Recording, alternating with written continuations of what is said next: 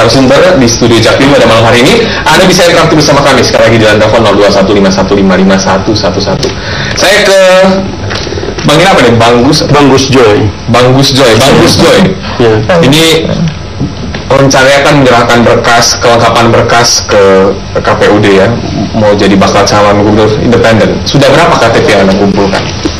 Kalau untuk penyerahan masih belum ya, karena sekarang ini masih tahap masih tahap pengumpulan. KTP saya sudah baru hampir 5.000 ini dari semua tim sukses sangat maksimal dalam bergerak. Tapi di luar itu saya akan ikut konvensi di PDI. Jadi ada dua harapan, selain daripada saya mengharapkan dukungan dari teman-teman independen, dari dukungan independen juga saya mengharap nanti PDI bisa merekomendasi, terutama Bu Mega, bagaimana nanti bisa menerima saya dipilih oleh PDI untuk calon independen. Dan kalau saya berbicara tentang independen, saya sudah satu tahun yang lalu sudah komunikasi dengan Pak Sumarno, malah insya Allah sudah 2 kali, dan ada beberapa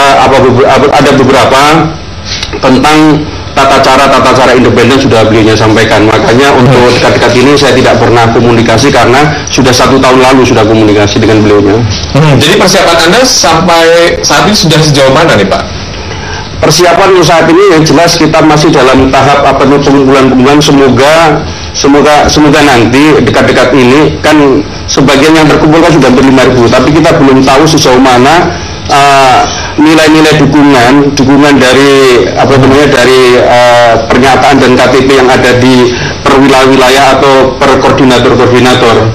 Nah itu nanti tapi yang jelas saya walaupun kepingin dari independen, tapi saya punya keinginan besar sebenarnya saya diusung partai, yaitu Partai PDI Perjuangan. Ya, Ahok sendiri menyatakan tidak maju sebagai calon independen ya, artinya lewat dukungan partai. Nah, bagaimana nih Ahok aja? Nah, kalau Ahok mungkin kalau dia merasa ragu, bila perlu semua dukungan yang pernah disampaikan yang diberikan oleh Ahok oleh teman-teman Ahok, kasihkan aja sama saya. Saya siap. Baik. Semoga teman Ahok menyaksikan ya. Baik, saya ke Ibu Siti Zuro. Ibu Siti Zuro, ini bagaimana nih peluang calon gubernur independen di DKI ini, bagaimana pendapat Anda? Iya, calon perseorangan yang memang sejauh ini terdengar untuk pemilu Pilkada 2017 baru Pak Ahok kemarin kan ya. Dan dia yang sudah proklamirkan diri sejak awal bahwa dia akan maju calon perseorangan, dan lalu didukung oleh teman-temannya mengumpulkan sejumlah KTP, dan kemarin ada pengumuman gitu 1 juta KTP gitu ya.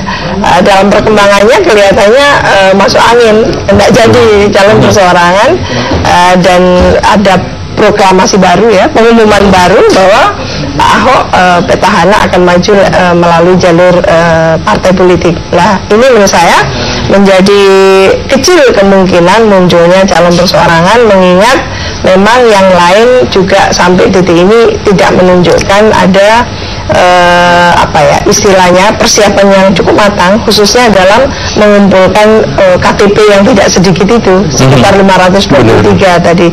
Jadi menurut saya kalau memang maju ya memang harus sudah mampu menunjukkan, memverifikasi sebelumnya secara personal gitu, kira-kira memang betul-betul segini jumlahnya dan bisa menyampaikan itu ke KPU. Tapi kalau itu tidak ada, menurut saya ya kecil kemungkinannya, karena tidak mungkin ditutup-tutupin kan pencalonan seperti apa yang terjadi di Pilkada 2012 itu. Ada 2 pasangan calon dari perseorangan, yaitu Mas Faisal Basri dan satunya Pak Hendarji, dan itu sudah kelihatan sekali bahwa yang bersangkutan berjibaku luar biasa untuk mengumpulkan KTP. Lah saat ini yang kita tangkap secara publik yang serius sebetulnya mengumpulkan KTP itu dari petahana gitu ya, apalagi yang bergerak luar biasa lah ya, pasukan-pasukannya Pak Ahok itu. Tapi ternyata sudah masuk angin. Jadi akhirnya sekarang mungkin tidak digunakan, meskipun katanya disimpan di tempat yang sangat aman gitu. Bisa saja diminta oleh Bang Gus Coy. Amin. Baik, jadi sangat kecil kemungkinan akan ada calon independen yang tadi ya bisa bersaing. Karena tidak mungkin ya, tidak mungkin ujuk-ujuk langsung ada calon perseorangan berapa pasangan, tidak mungkin. Karena bagaimanapun itu ada semacam tahapan-tahapannya dan sebagainya, dan kita juga tahu gitu ya berapa saat lulus dan sebagainya. Karena bagaimanapun juga calon perseorangan itu minta dukungan. Dia tidak punya mesin partai, jadi mintanya dukungan kepada publik, kepada masyarakat Jakarta. Nah itu yang kita tidak dengarkan selain dari Pak Ahok itu, dari petahana kemarin. Jadi ya menurut saya mungkin bisa jadi tidak ada calon perseorangan nantinya. Yang ada adalah kebangkitan partai politik yang ternyata dipercaya. Jadi benci tapi rindu kepada partai politik. Saya ke Pak Emrus, bagaimana Anda menanggapi terkait dengan peluang cagup independen di DKI ini, Pak? Saya pikir sama dengan Bu Siti Zuro, jadi artinya bahwa hampir boleh dikatakan mendekati nol ya peluangnya itu. Jadi hampir yang kita harapkan dulu Ahok kemarin, karena memang begitu berusaha, begitu teman Ahok bekerja, dan bahkan mereka mengumumkan sampai 1 juta. Tapi menjelang the last minute ini kita melihat bahwa Ahok sudah mengatakan bahwa akan maju jalur partai. Sebenarnya publik menunggu sebenarnya kemarin itu bahwa kalau Ahok itu jalur independen, ini suatu hal pilihan yang bagus. Artinya bahwa independen mengajukan calonnya, partai mengajukan calonnya. Ini menarik. Nah, kalau ini terjadi bahwa rakyat akan memilih. Kalau independen yang menang, misalnya Ahok, berarti ini koreksi besar bagi partai. Tapi kalau partai yang menang, berarti ini kepercayaan publik tidak ada pada independen. Tetapi kita lihat, sirna sudah harapan itu. Artinya bahwa kita disungguhkan dulu calon independen yang merupakan antitesis daripada calon partai yang katanya sih ada sesuatu yang tidak puasan terhadap partai. Kita lihat latar belakangnya memang bahwa calon pilkada itu diajukan oleh partai, tetapi oleh teman-teman gerakan civil society mengajukan ke Mahkamah Konstitusi supaya ada calon independen. Begitu ya. Jadi ini suatu alternatif yang disodorkan kepada publik, ada tokoh-tokoh masyarakat yang dibawa oleh masyarakat. Tetapi terakhir Ahok mengatakan dia pindah ke jalur atau katakan memilih jalur partai. Yang menarik di situ sebenarnya adalah bahkan teman-teman Ahok mengatakan rela terhadap Ahok ke jalur partai. Teman Ahok yang mana? Itu pertanyaan saya. Teman Ahok membeli KTP mungkin, tapi kalau teman Ahok pemberi KTP yang tulus, saya pikir masih pertanyaan. Oleh karena itu saya pikir jangan terlalu mudah mengatakan bahwa teman Ahok sudah setuju. Harusnya Ahok bertanya secara referendum, bukan mewakili, bukan saya kepada 1 juta pemilik KTP, karena masing-masing pemilik itu adalah mewakili dirinya, bukan mewakili orang lain. Jadi apakah 1 juta ini memberikan setuju kepada Ahok bahwa dia jalur partai? Kalau itu ya bagus. Tapi kalau hanya dikatakan teman Ahok mengatakan kami setuju, itu namanya adalah membuat suatu katakan saya sebut istilah kepalsuan di dalam ruang publik gitu. Jadi harusnya 1 juta ini dilakukan referendum, hasilnya kita lihat. Nah, ternyata Ahok memilih jalur partai. Ini menarik. Jadi Ahok ini harus disikapi secara kritis loh perilaku politiknya. Zigzag. Tak bisa ditebak sebetulnya. Baik, nanti akan kami lanjutkan. Anda bisa interaktif bersama kami di line telepon 0215155111. Tetaplah dalam Opini Publik. Terima kasih Anda masih bersama kami dalam Opini Publik, dan line telepon 0215155111 terbuka untuk Anda yang ingin interaktif bersama kami di malam hari ini. Kembali kami lanjutkan diskusi pada malam hari terkait dengan peluang cagup independen di DKI. Saya kembali ke Pak Emrus. Pak Emrus, mungkin nggak tiba-tiba ada tokoh-tokoh baru muncul? Kan tadi saya sempat nanya ke KPUD ada 8 nama katanya. Bagaimana pendapatnya? Tapi menurut akal sehat saya kira sulit ya, karena bagaimanapun mengumpulkan 500.000 sekian itu bukan boleh dikatakan bukan pekerjaan yang boleh dikatakan silent operation gitu ya.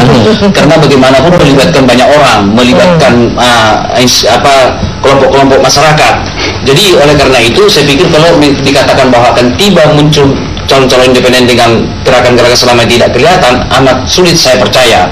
Karena bagaimanapun ketika mereka mengkalkulasikan, menghitung, mengumpulkan dan lain-lain, saya kira media sudah terekspos itu, sudah ketangkap oleh media. Jadi oleh karena itu saya berkesimpulan bahwa amat sangat kecil kemungkinan pada pilkada kali ini untuk DKI untuk memunculkan calon independen.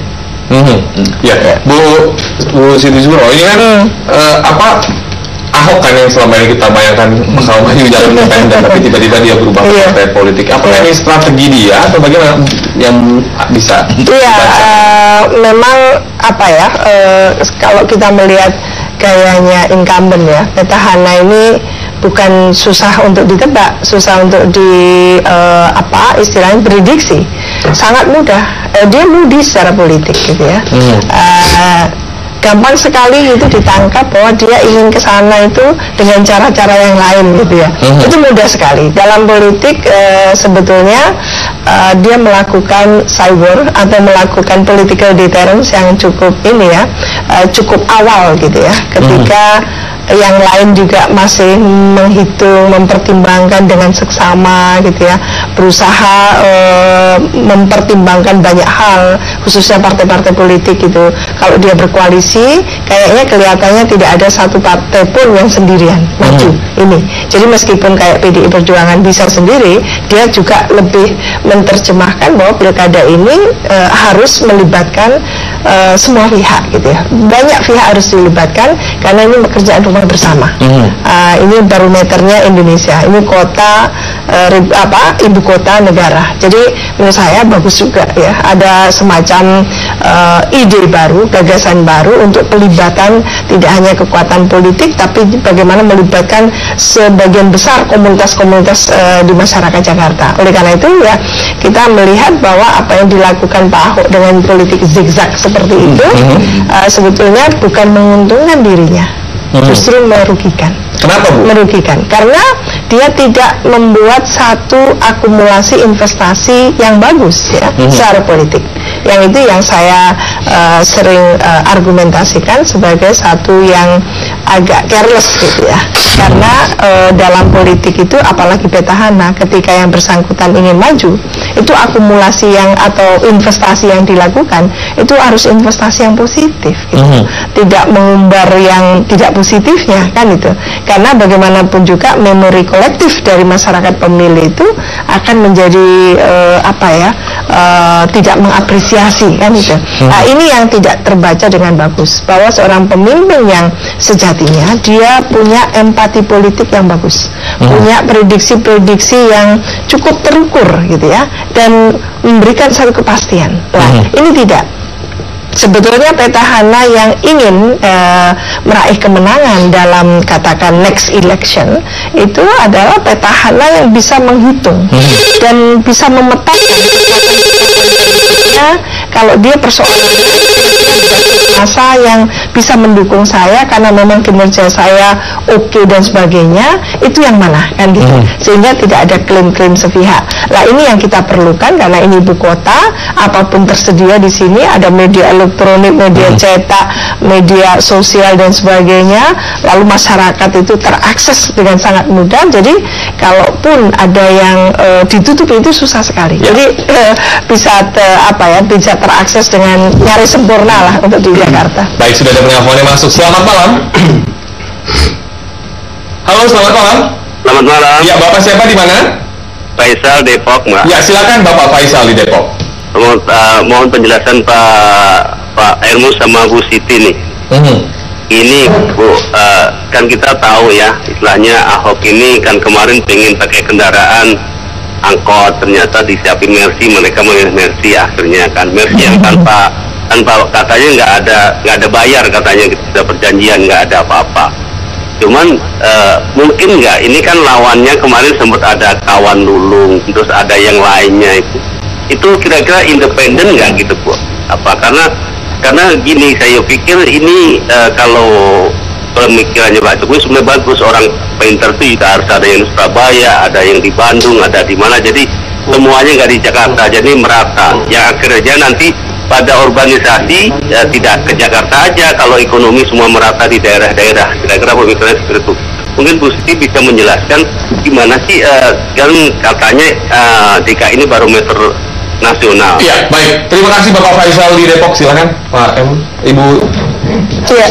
Iya, tadi sebetulnya ditekankan bahwa sebetulnya mengapa dia lalu memilih ya antara angkot dan Mercy kalau nggak salah ya, agak sayap-sayap sampai tadi itu. Sebetulnya memang dalam politik ini kan cair ya, ada opsi-opsi, ada alternatif, ada seni kemungkinan. Jadi politik itu seni kemungkinan, bukan seni ketidakmungkinan gitu. Seni kemungkinan tadi, tapi bagaimanapun demokrasi harus terukur. Apalagi menjadi pemimpin.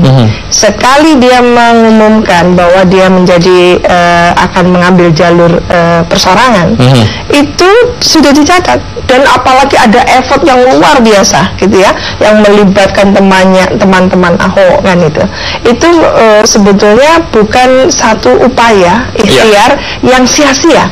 Nah, ini yang bisa diartikan mengapa lalu kita menyaksikan ada friksi di internal sendiri.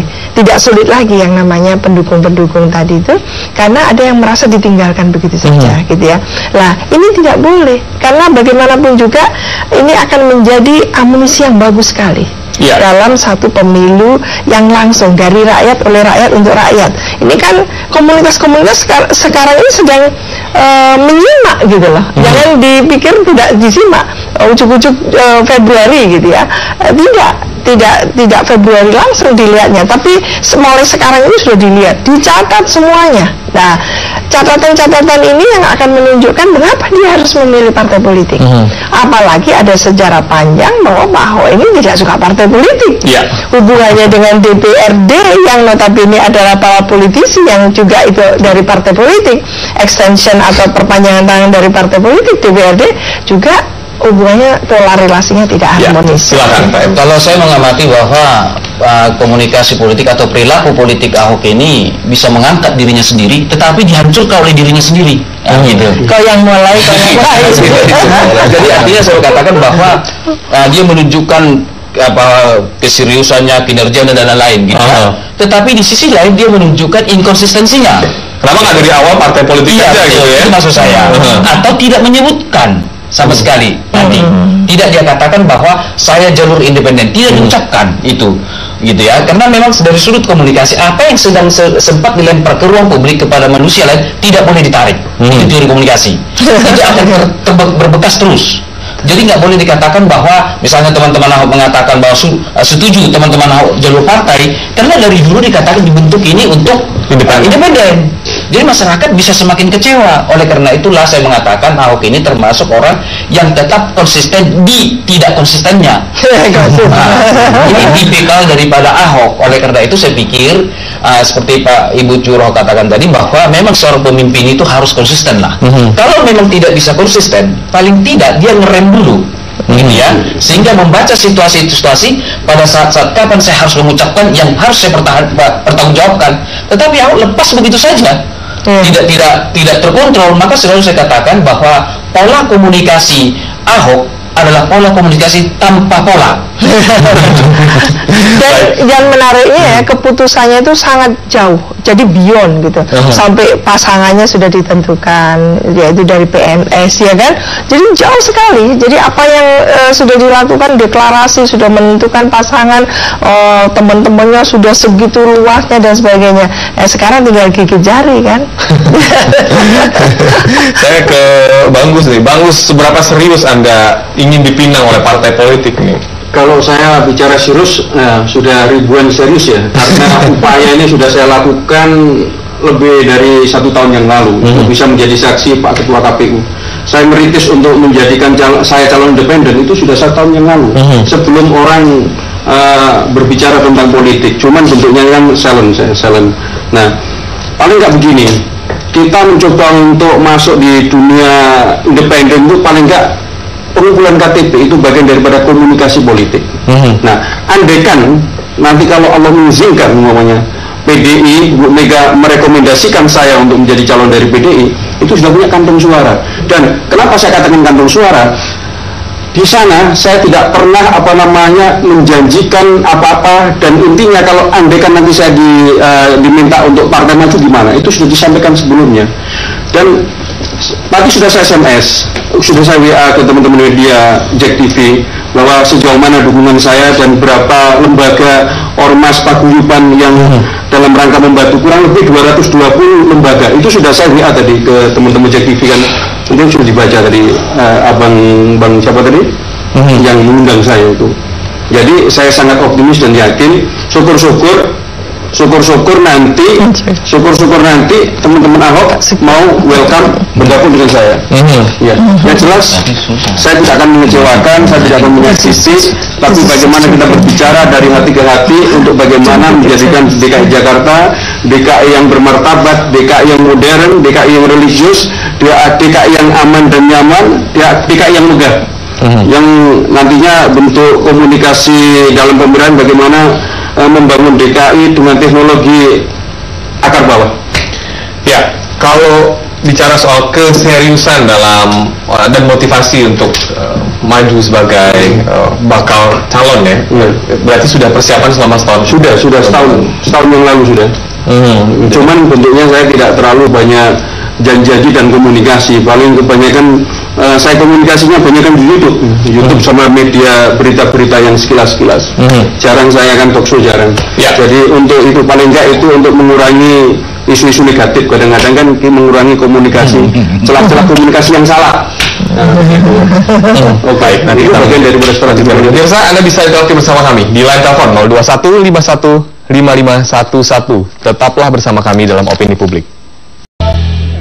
Terima kasih Anda masih bersama kami dalam Opini Publik dan line telepon 02151551111 terbuka untuk Anda yang interaktif bersama kami di malam hari ini. Baik, lanjutkan diskusi pada malam hari ini. Saya sebelum ke dua narasumber yang lain, saya kembali ke Bang Gus Joy. Apa yang membuat Anda tertarik punya keinginan untuk mencalonkan di DKI? Tapi yang pertama yang jelas saya ini kan sudah bertempat tinggal dan sudah menetap di DKI dan menjadi kalau kampung halaman DKI, dan saya melihat kondisi DKI sangat amburadul dalam arti kita berbicara tentang birokrasinya yang kadang sangat membuat kita melihat aja bagaimana komunikasi gubernur dengan RT itu nanti kalau saya jadi RT saya optimalkan dan gajinya saya usahakan untuk naik. Ya, baik. RT RW ini. Sudah ada teleponnya masuk. Selamat malam. Selamat malam. Ya, Bapak siapa di mana? Dengan Pak Christian di Serang, Banten. Ya, silakan Bapak. Baik Pak, perkenalkan saya Pak Christian. Coba. Kalau di Serang. Kecil. Ya, bisa lebih keras suaranya Pak? Iya, aku di Serang, Banten Pak. Ya, silakan Pak. Menyikapi statement tadi dari Pak Gus ya. Halo? Ya, silakan Pak. Menyikapi masalah Pak Gus tadi, pada prinsipnya negara kita kan negara demokrasi. Apapun yang diputuskan oleh Pak Ahok, ya memang harus kita ikut aturan kan gitu. Karena zaman sekarang kan kalau kita tidak dukung oleh partai di DPRD nanti seperti apa. Jadi apapun keputusan oleh Pak Ahok itu adalah keputusan terbaik, dan saya yakin Pak Ahok pasti menang, mau independen ataupun partai. Karena yang dilihat sekarang ini bukan visi misinya Pak, tapi bukti kerja nyatanya. Dan saya sangat profesional buat Pak Ahok. Baik, terima kasih Bapak atas telepon Anda. Silakan Bu. Iya, jadi inilah kemewahan demokrasi. Jadi kemewahan demokrasi itu semua warga negara diberikan peluangnya untuk memiliki hak pilih dan dipilih, kan gitu. Dan hak warga juga tidak sekedar memilih, tapi juga ikut dalam penentuan kebijakan publik. Jadi partisipasi masyarakat itu bukan hanya ketika pilkada dan pemilu, tapi juga dalam proses pembuatan kebijakan itu seperti apa, karena itu yang menyangkut tentunya kepentingan masyarakat. Lah, tentang keputusan seorang calon, ini kan yang mencalonkan petahana. Jadi menurut saya ada poin-poin penting yang seharusnya menjadi fatsun bagi petahana, karena menjadi petahana itu gampang susah. Gampangnya dia sudah populer. Dengan popularitasnya itu apa korelasinya positif terhadap elektabilitas dan akseptabilitas masyarakat? Ya, Bu, ya? Sama sekali tidak ada jaminan gitu. Apalagi kita bisa menentukan ya, seperti mungkin pilkada di Banyuwangi gitu ya, bahwa Pak Anas itu akan menang telak gitu ya. Atas dasar apa? Bu Risma waktu itu sehingga sampai calon tunggal, saking begitu powerfulnya, tidak ada yang sengaja lawan seolah-olah seperti itu. Dan kemenangannya telak sekali gitu. Tapi kemenangan telak tadi tidak menimbulkan kegaduhan atau resistensi dari masyarakat. Coba ini yang harus diperbandingkan. Karena di Indonesia itu ada 540 daerah, provinsi, kabupaten, kota. Pengalaman pilkada kita itu sudah 1.300-an selama rentang waktu 2005 sampai 2015 kemarin. Artinya sudah kita lakukan banyak pilkada dan kita menyaksikan seperti apa kepala-kepala daerah yang muncul dari pilkada langsung ini. Ada yang mampu melakukan best practices, ada yang sekedar ingin kekuasaan saja. Jadi bukan pemimpin ya, penguasa gitu. Nah ini yang juga harus kita cermati. Masyarakat yang cerdas itu kritis terhadap apapun yang dilakukan oleh tentunya pimpinannya. Jadi bukan dia mau melakukan apapun kesewenang-wenangan pun boleh, tidak bisa seperti itu. Hak seorang calon untuk menentukan. Sama Pak Jokowi juga maju, dia menggunakan kekuatan yang luar biasa yang disebut relawan, tapi partai yang mendukung juga cukup gitu kan, dan tidak dipertentangkan oleh Pak Jokowi. Itu yang saya maksudkan. Jadi silakan saja dia mau menggunakan semua kekuatan elemen yang ada dalam masyarakat dan kekuatan politik yang ada. Tidak ada yang salah, jamak menurut saya. Menjadi aneh ketika seorang pemimpin, coba sudah dideklarasikan dan sebagainya, ujuk-ujuk dia tiba-tiba suddenly dia harus berubah. Lah, apa orang yang sudah berkerumun menjadi teman ini untuk kemenangan si incumbent ini lalu begitu saja bisa ditinggalkan dan sebagainya. Jadi akan ada psikologi politik, meskipun tidak semuanya. Pasti dalam pembelahan di komunitas teman tadi itu merasa tertinggal, ditinggalkan begitu saja. Ya, silakan Pak Idrus.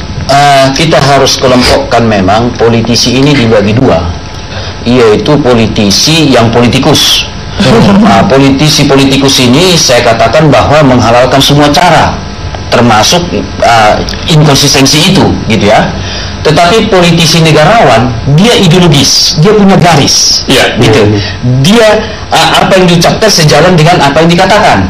Itu. Jadi kekuasaan bukanlah sesuatu tujuan bagi dia, tetapi kekuasaan sebagai suatu amanah untuk mesejahterakan rakyat. Tetapi ketika katakanlah seseorang ini katakanlah inkonsisten demi kekuasaan, ini kita pertanyakan kepemimpinannya. Nah, kalau dulu misalnya dia katakan bahwa calon independen sebagai jalur Ahok sekarang pindah, ini kan menunjukkan bahwa Ahok ini termasuk yang berubah-ubah. Kalau istilah politiknya disebut sangat cair. Dalam bahasa pasarnya sehari-hari pelintat-pelintut gitu ya. Jadi oleh karena itulah maka seharusnya Ahok komit kepada teman Ahok independen. Orang kan bangga. Misalnya kalau misalnya kan dikatakan sudah 1 juta, berarti sudah pasti dong memenuhi syarat. Anggaplah tidak sampai 500.000 syarat itu misalnya tidak tercapai, harusnya Ahok tidak mengajukan diri. Karena apa? Dia akan menjadi dihargai orang, tidak maju karena memang tidak cukup dukungan. Saya kira lebih berharga daripada mengatakan bahwa dia independen tiba-tiba berpindah. Dua teman Ahok, juru bicara yang sering muncul di TV, teman akrab saya, dua-duanya mereka menyatakan menjamin, cuma nggak enak aja sebut namanya karena akrab juga, 2 orang itu menjamin bahwa Ahok dari jalur independen, teman Ahok, kenyataannya. Nah, ini sesuatu menurut saya membangun kesadaran palsu di ruang publik, tidak boleh. Jadi ini merugikan Ahok sendiri. Betul. Bagaimanapun kita lihat, bagaimanapun akan tergerus berlahan-lahan.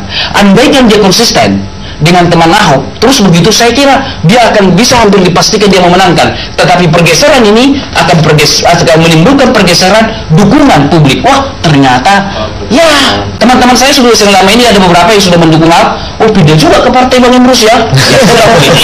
Politisi memang begitu, politikus saya bilang. Jadi oleh karena itu jangan terlalu percaya kepada satu calon tertentu sekalipun dibangun. Karena begini, sosial media ini bisa membentuk opini publik.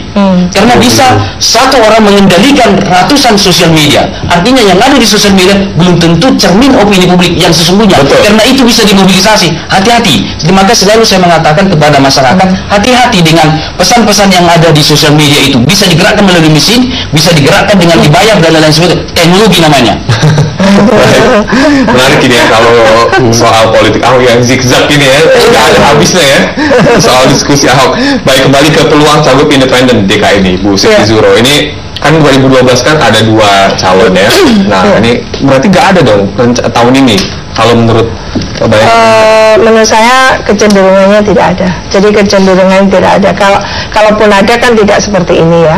Karena satu-satunya yang memandangkan calon perseorangan sampai memunculkan katakan ya kritik dari partai ini diparpolisasi dan sebagainya, dan di situ saya mengatakan tidak ada urusan langsung atau kaitan langsung, dampak langsung antara munculnya calon perseorangan dengan proses deparpolisasi. Jadi tidak menurut saya.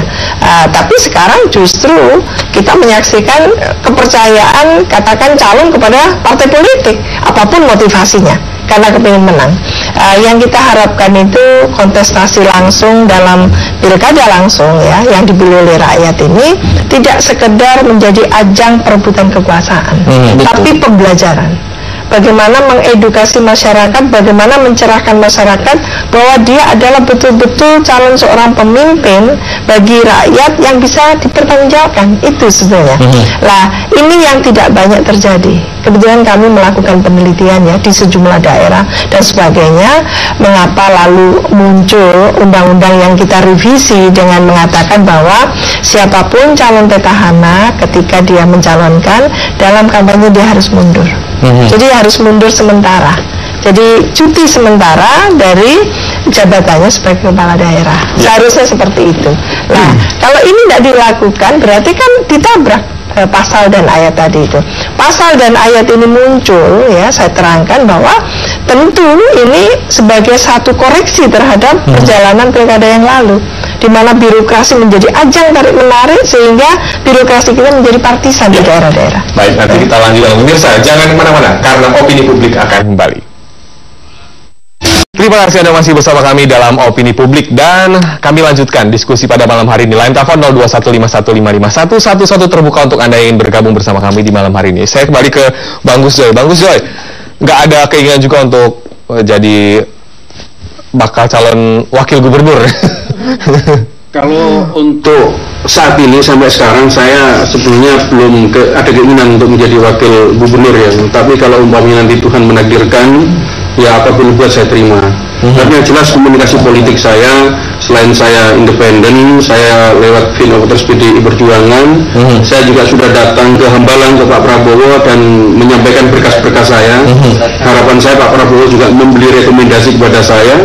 Dan kenapa saya berani ke Pak Prabowo? Karena alasannya saya juga pernah menjadi pengacaranya Pak Prabowo waktu PHBU, waktu Pilpres kemarin, dengan Pak Mahdir, dengan Mahendra Data, dengan beberapa teman-teman yang lain, termasuk saya pengacara di Mahkamah Konstitusi.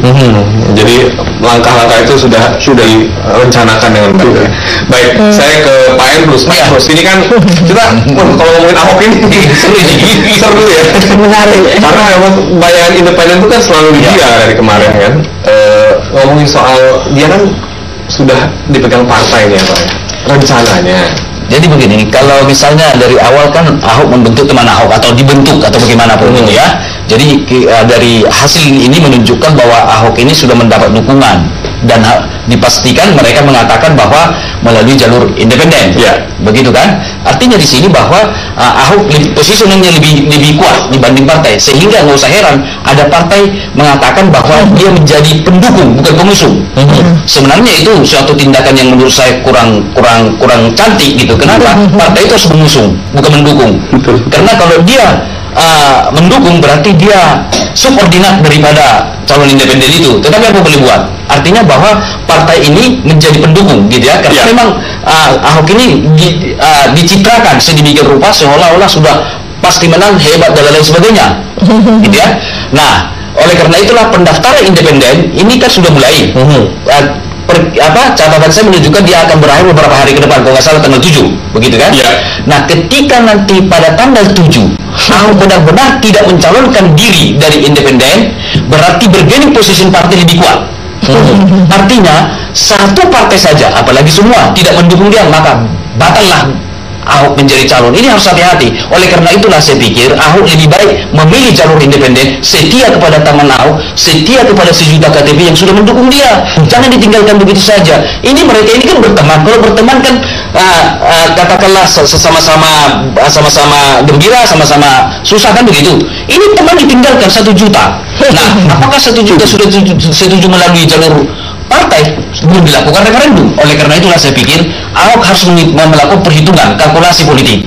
Sebaiknya Ahok demi konsistensi, demi kepastian mencalonkan diri, toh anggaran sudah daftarkan saja sekarang sebagai calon independen, sehingga partai nanti tidak lagi bergaining position. Karena partai ini nanti setelah habis pendaftaran, maka Ahok yang tergantung kepada partai.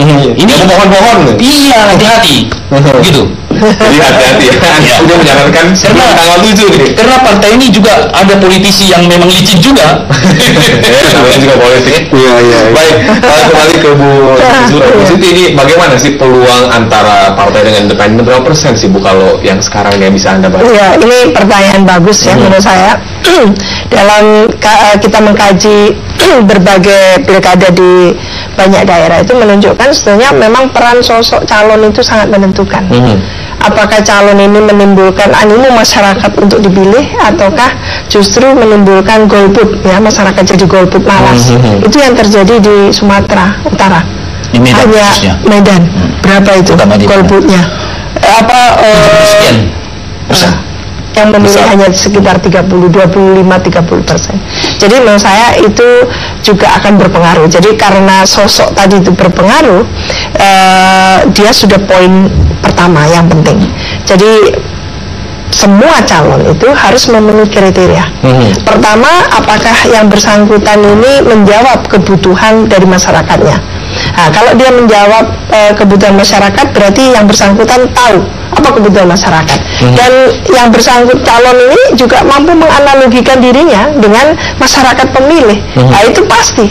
Mengapa Pak Jokowi saat waktu pemilu 2014 lebih digemari?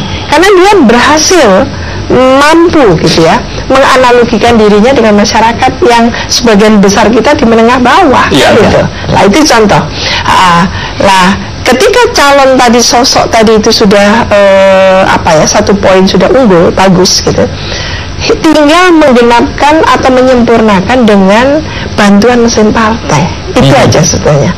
Jadi mesin partai itu membuat sempurna kemenangan seseorang itu. Penyempurnanya. Iya, penyempurna. Kalau mesinnya jalan, gitu ya. Kalau hanya mengandalkan mesin partai saja berat. Jadi harus dua-duanya, gayung bersambut. Jadi bottom up. Nah, ini contoh di DKI ini kan sudah kita kita lihat bersama. Bagaimana masyarakat tanpa dikoordinir, tanpa dimobilisasi, tanpa diberikan uang CSR gitu ya, itu mendeklarasikan dirinya untuk mendukung Ibu Risma. Apa urusannya? Orangnya di Surabaya, komunitas yang belasan ini ada di Jakarta, serentak ingin ada Jack Lover, satu contoh. Itu sudah mengumumkan bahwa dia mengusung gitu kan. Dia ingin Bu Risma hadir di Jakarta. Itu contoh. Itu muncul sendirinya. Ini bottom up. Jadi proses bottom up ini kalau oleh partai ditangkap secara cerdas, lah terjadilah equilibrium, jadi balance itu antara bottom up dan top down gitu ya. Nah, ini yang menyempurnakan kemenangan seseorang.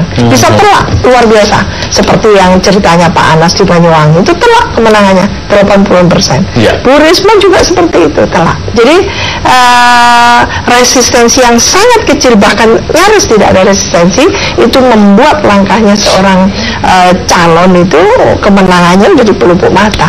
Kita dalam demokrasi sama sekali tidak bisa menyimpulkan dengan gegabah bahwa orang tertentu, calon tertentu itu akan menang dan sebagainya. Dia tanpa atau dengan partai atau ini menang, tidak bisa.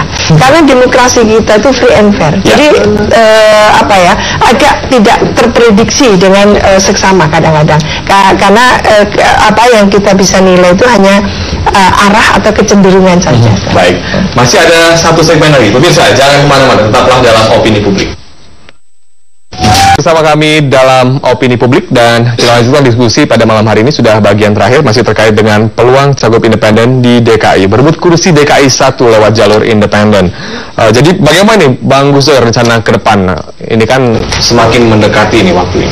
Jadi rencana ke depan yang jelas saya ini tetap berupaya bagaimana saya bisa mendapatkan yang paling enggak sekitar 5 hari ini atau 4 hari 3 hari ini, bagaimana semua tim yang bergerak, kurang lebih saya sampaikan tadi beberapa nama-nama lembaga-lembaga yang saya WA tadi, itu semuanya turun ke bawah. Itu saya coba untuk secepatnya untuk datang ke posko untuk sejauh mana laporan dan kira-kira nantinya kita ini bisa masuk nggak ke jalur independen kan. Nah, kalau nanti tidak masuk, tetap harapan saya PDI mau merekomendasi saya yang terhormat Bu Mega, dan juga paling nggak Pak Prabowo merekomendasi, bukan hanya Sandi aja yang direkomendasi, karena saya juga pernah ikut berjuang pada waktu Pilpres kemarin kan sama beliaunya. Dan ini kan permintaan resmi lewat lewat Cek TV, dengan hormat ya Pak Prabowo ya. Tapi paling nggak begini, andaikan nanti kalau Allah tidak mengizinkan saya berangkat, suara saya akan saya kasihkan orang-orang yang layak bisa memimpin DKI Jakarta. Ya. Jadi tidak sembarangan, tidak kita jual. Mendukung siapa? Belum, karena sampai sekarang saya ingin maju sendiri. Oke, baik. Ibu Siti Zuro, apa yang sampaikan terkait dengan topik kita malam hari ini? Ya, mengenai calon perseorangan. Jadi menurut saya munculnya calon perseorangan ini positif ya. Positif dalam arti memberikan satu, katakan gitu ya, early warning gitu ya kepada partai politik, bahwa partai politik yang lalai melakukan kaderisasi, lalai dalam rekrutmen yang tentunya merekrut calon pemimpin ya melalui kadernya tadi itu yang diusung dalam pemilu, dalam pilkada dan sebagainya, ya tentu ini akan memberikan peluang besar kepada masyarakat untuk tetap tidak percaya pada partai. Tapi dengan munculnya calon perseorangan atau yang ternyata beberapa ini ke belakang, satu contoh di DKI sudah tidak seolah-olah tidak menjadi ini lagi ya, calon perseorangan tidak menjadi semacam preferensi, itu menunjukkan bahwa memang kalau partai bekerja bagus, calon perseorangan lewat. Jadi tidak digemari lagi. Karena apa? Ternyata partai sudah mampu mengolah sedemikian rupa, memproses sedemikian rupa kader-kadernya untuk diturunkan, disuguhkan, diusung dalam pilkada maupun pemilu. Lah ini yang kita harapkan. Jadi hadirnya calon perseorangan bukan negatif tapi justru positif. Ya, silakan Pak Emrus. Baik, saya pikir saya sependapat dengan Bu Siti Zuro bahwa memang munculnya perseorangan ini sebenarnya antitesis daripada partai. Dan ini kita harapkan kemarin masyarakat begitu bersemangat untuk mendukung supaya calon perseorangan ini maju gitu ya. Tetapi disayangkan terakhir Ahok mengatakan bahwa meninggalkan itu, sehingga boleh dikatakan bahwa mengecewakan masyarakat. Karena apa? Karena ini suatu pilihan yang diberikan oleh civil society untuk menjadi suatu pilihan bagi untuk pemimpin daerah. Oleh karena itulah maka saya katakan bahwa calon independen pada pilkada yang akan datang, saya menduga sudah dibawa hanyut ke laut. Jadi tidak mungkin lagi muncul calon independen ini. Sekarang yang terjadi adalah calon partai. Persoalannya sekarang pertarungan antar partai akan terjadi. Kalau benar-benar nanti tidak bergeser ya 3 partai, karena peluang 3 partai bisa bergeser loh ketika pendaftaran nanti sudah habis independen, partai ini mencari dukungan, menarik dukungan sehingga tidak jadi, ya kan? Tetapi dengan asumsi bahwa Ahok tetap didukung 3 partai ini, maka apakah calon-calon lain, misalnya PDI Perjuangan mengajukan calon yang bisa mengalahkan Ahok? Ini menarik. Itu yang mengalahkan itu yang punya kompetensi, yang punya integritas, yang punya kemampuan luar biasa, dan pemenangnya adalah mereka yang punya homogenitas dengan pemilih Jakarta, baik dari segala aspek. Oleh karena itu saya pikir tidak salah PDI Perjuangan menawarkan Risma dari Surabaya masuk ke Jakarta.